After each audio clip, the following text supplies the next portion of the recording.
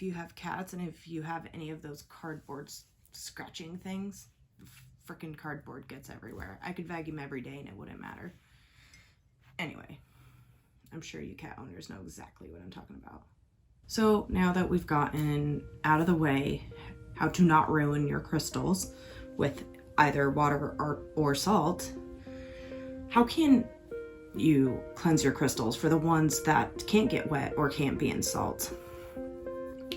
Well, there are plenty of ways. Plenty.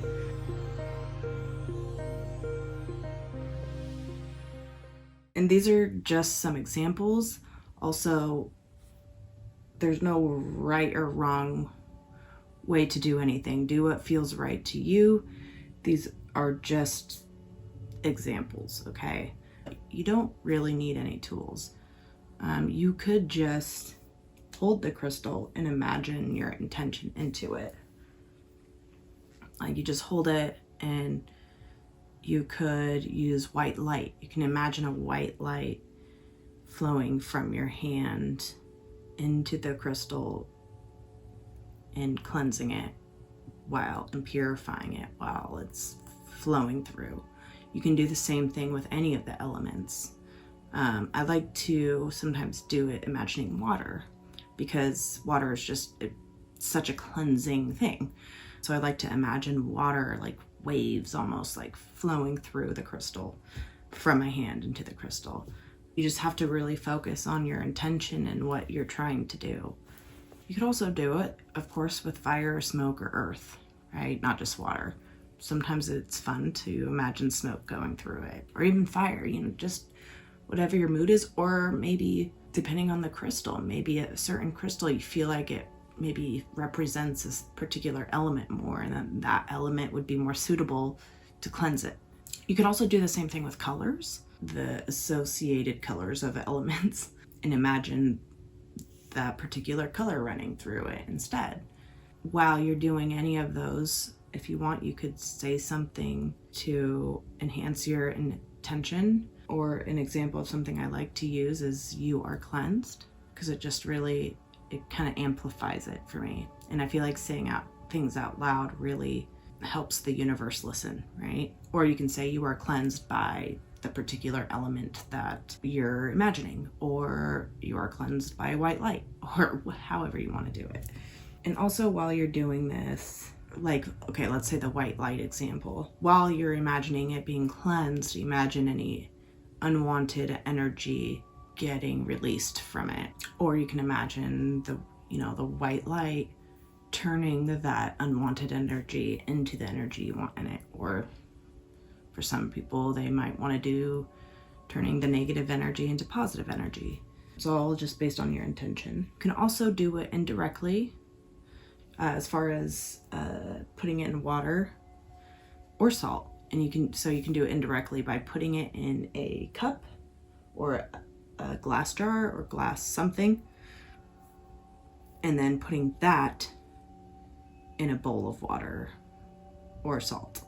Some other ways you could cleanse it are with music, with bells. You can use any music. You can, if you have a guitar, you don't even have to be good at it. Just, what feels right to you. Or singing bowls if you have those. Any instrument that you may or may not play, or just have, piano, whatever. Or even just your own voice singing. Or if there's a particular song that gives you that intention or feeling that you want in the crystal.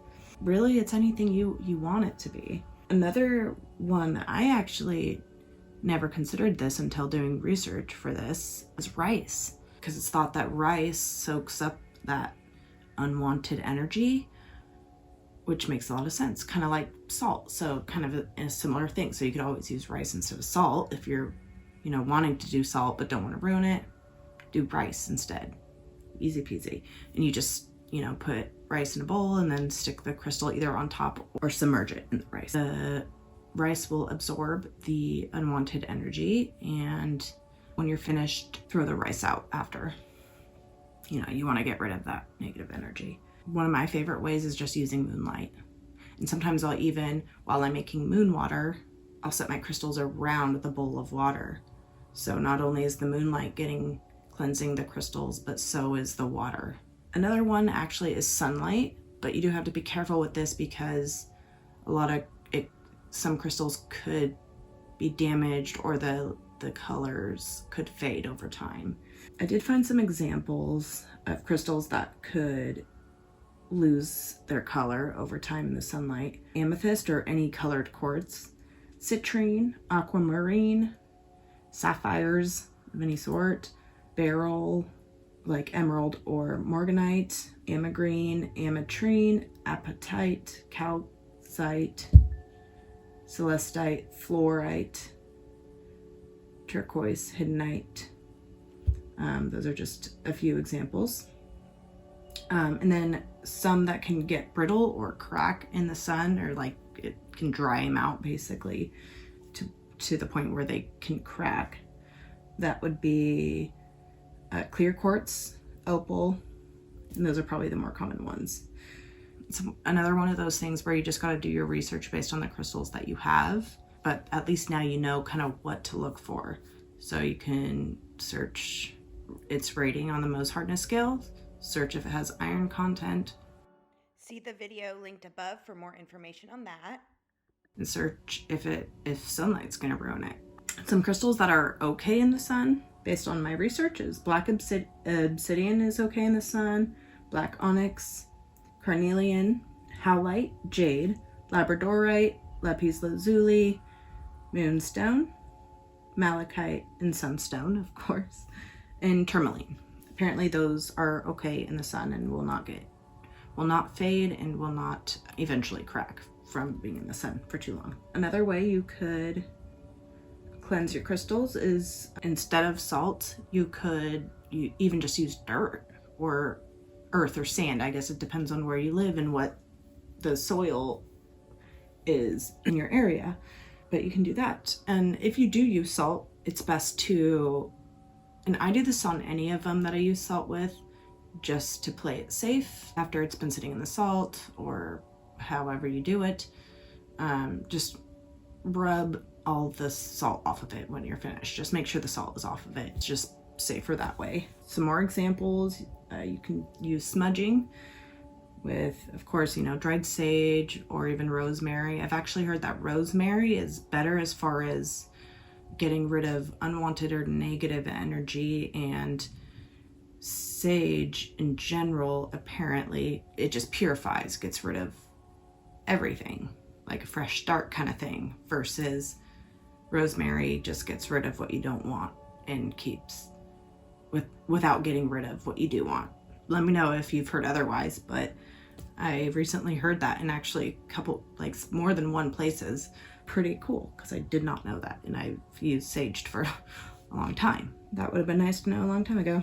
As you know, also incense smoke, or even like the tip of a candle flame carefully, or rubbing, or just over the flame, however you want to do it. These suggestions are really not just for crystals. Really, you can do this for any tool that you're trying to cleanse, or anything you're trying to cleanse, for the most part.